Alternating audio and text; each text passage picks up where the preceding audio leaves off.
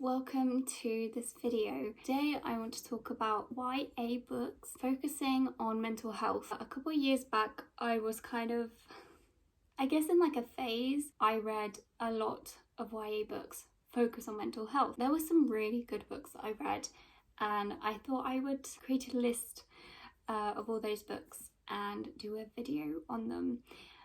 There's also quite a lot that I still haven't read and so many that I want to read.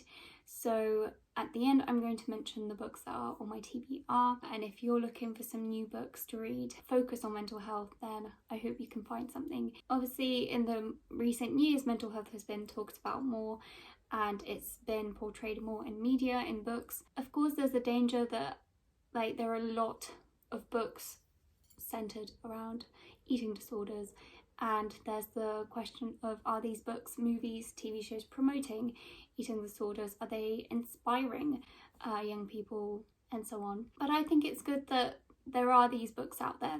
A lot of the time we read books to escape reality, and yes, you may not want to read a book about someone's struggles, but a lot of the time it can make someone feel less alone. It can create a portrayal of what life looks like for someone battling a mental disorder. So I've picked out a few books. Please let me know if you've read these books, what you thought of them. I know that not always the representation is good. I picked out books that I think do a good job of it, or books that I also really enjoyed. Okay, I've got the list here. The first book is My Heart and Other Black Holes. I recently seen a very popular TikTok with this book and I thought, I'm so happy other people are reading this book too. Yes, there's going to be lots of trigger warnings in these books, and in this video I'm going to try mentioning them all. If anything, you can always look up this book yourself and read the reviews and think, yes, I want to read this book, and so on. 16-year-old Isel is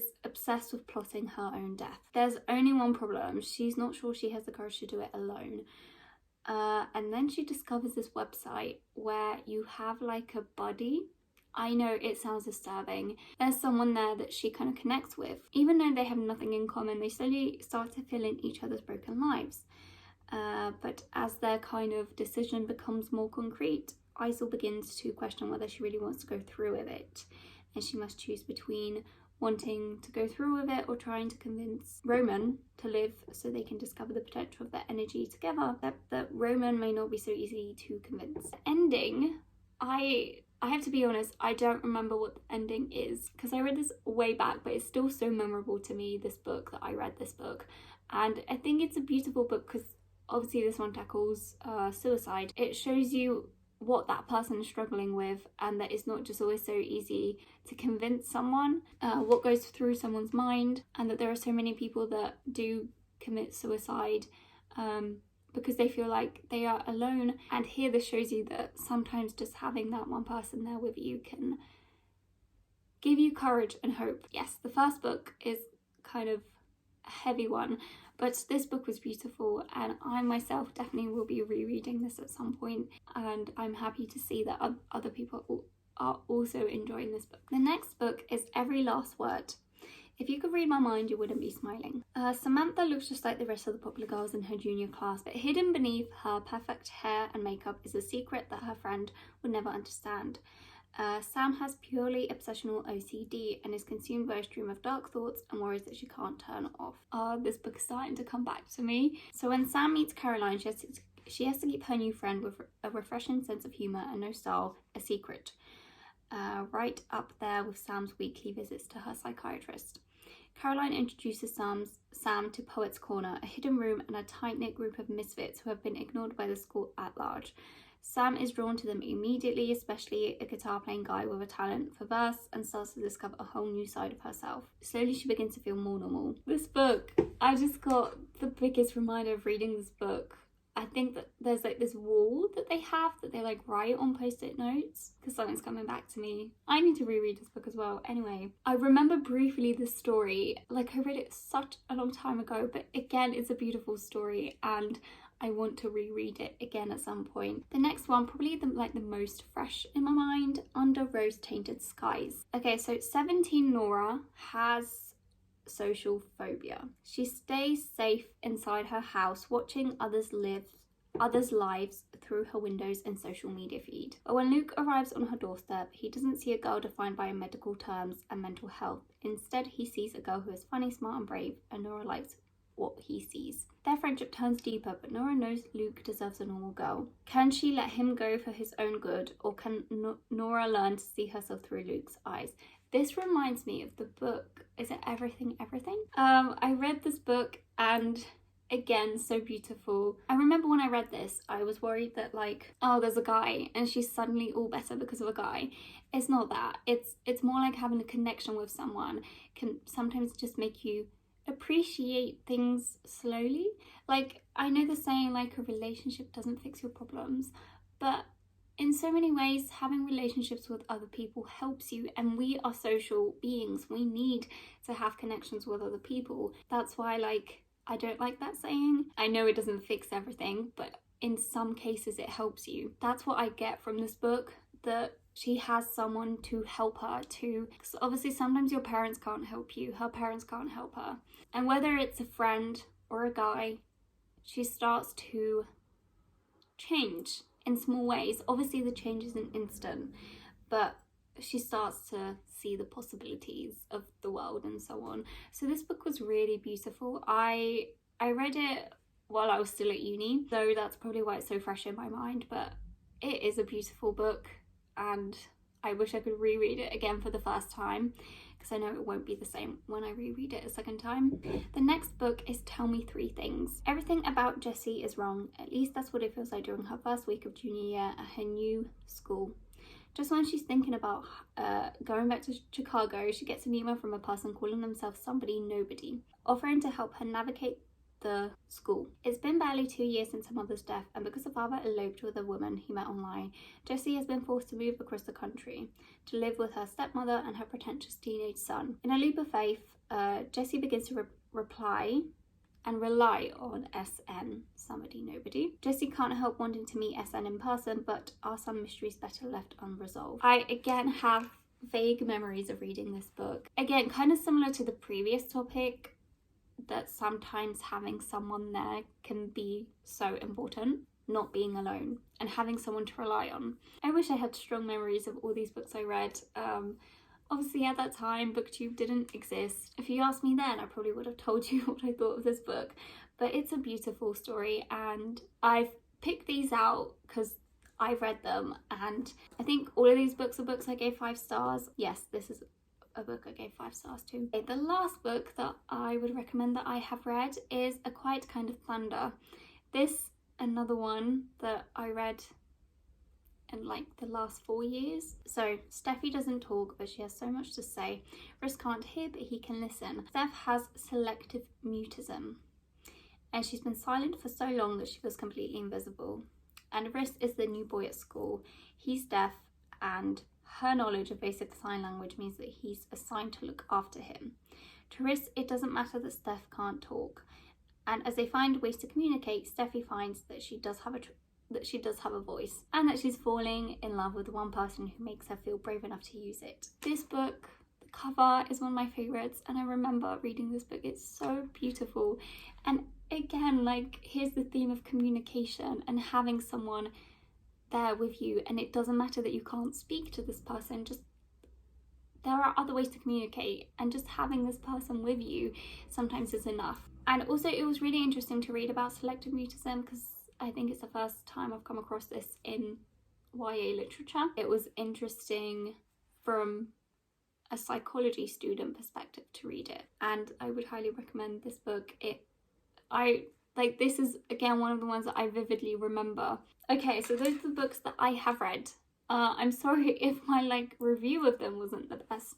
I probably will read them again at some point in my life. Although I feel like I'm slowly running out of time to read all these books, because there's so many books that I have read that I still want to reread, books I want to read, and I feel like I'm running out of time because, you know, life. I'm fortunate enough to have the time now to read so much. I don't know what life has for me. I hope I will be able to continue reading books. Anyway, okay, now books that are on my TBR, books I want to read that focus on mental health. The first is Girl in Pieces.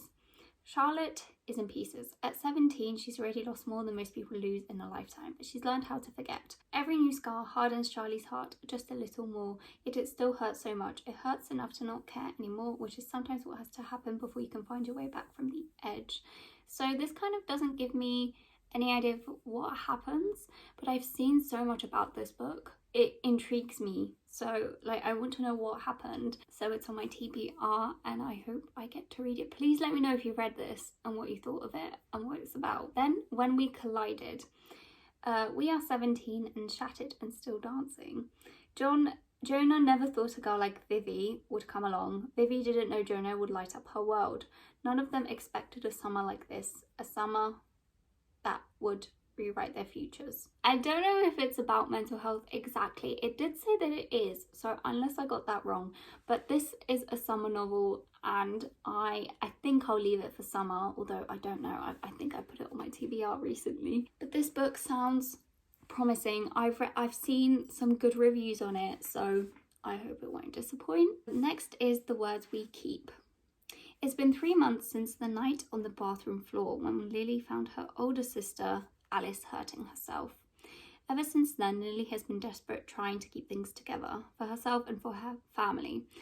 But now Alice is coming home from her treatment program and it is becoming harder for Lily to ignore all the feelings she's been trying to outrun. Enter Micah, a new student at school with a past of his own. He was in treatment with Alice and seems determined to get Lily to process not only Alice's experience but her own.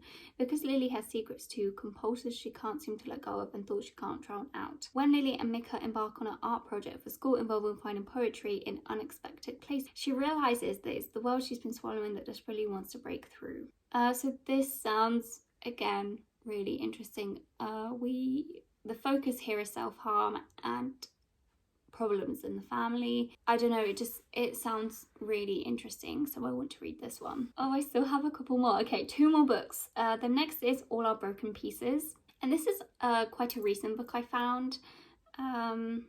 So, you can't keep 2 people who are meant to be together apart for long. Lennon Davis doesn't believe in much, but she does believe in the security of the number 5. If she flicks the bedroom light switch 5 times, maybe her new LA school won't suck. But that doesn't feel right, so she flicks the switch again and again. Okay, Kyler Benton witnesses this pattern of lights from the safety of his treehouse in the yard next door. It is only there, hidden from the unwanted stares of his peers, that Kyler can fill his notebook with lyrics that reveal the true scars of the body behind their oversized hoodies and caustic humour. But Kyler finds that descriptions of blonde hair, sad eyes and tapping fingers are beginning to fill the pages of his notebooks. Then in The Lonely Girl Next Door, his father has warned him about infiltrates his mind. Even though he has enough to deal with without Lennon's rumoured tragic past in his life, Kyler can't help but want to know the truth about his new muse. So this is a romance and a mental health YA novel, and I think it came out quite recently, 2019. That seems recent. It sounds, again, like a beautiful story. So here the focus is OCD and 2 teenagers who try to help each other. I guess that's what I'm getting from this book, and I'm excited to read it because it has promising reviews. Okay, now the last book is When My Heart Joins the 1,000, which is another book that I recently discovered because I completely forgot about this genre, and then I started looking for new books and I realised there's so many new books out there that I want to read. Obviously, I'm not what most people would describe as happy, but that has nothing to do with anything. Happiness is not a priority, survival is. Alvy Fitz doesn't fit in and she doesn't care. She spent years swallowing meds and bad advice from doctors and social workers. Adjust, adapt, pretend to be normal. If she can make it to her 18th birthday without any major mishaps, she'll be legally emancipated, free. But if she fails, she'll become a ward of the state and be sent back to the group home. All she wants is to be left alone to spend time with her friend Chance, the one-winged hawk at the zoo where she works. She can bide her time with him until her emancipation. Humans are overrated anyway. Then she meets Stanley, a boy who might be even stranger than she is. A boy who walks with a cane, who turns up every day with a new injury, whose body seems as fragile as glass.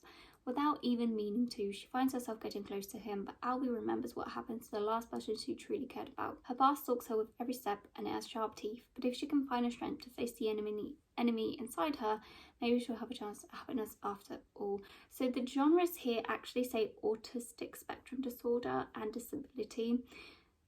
I didn't notice that before, that it says that in the tags. So this sounds really interesting. The main character seems lovely. Friends with animals, deals with mental health and disability, and it's a romance YA novel. Again, it sounds so lovely, and I'm excited to read it. I guess I don't know what else to say, because these books are on my TBR. They sound wonderful, and yeah, thank you for watching this video. Let me know if you want to read any of these books, if you've read them and what you think of them, and let me know if you would like to see a part 2 of this video. I'll see you in my next video.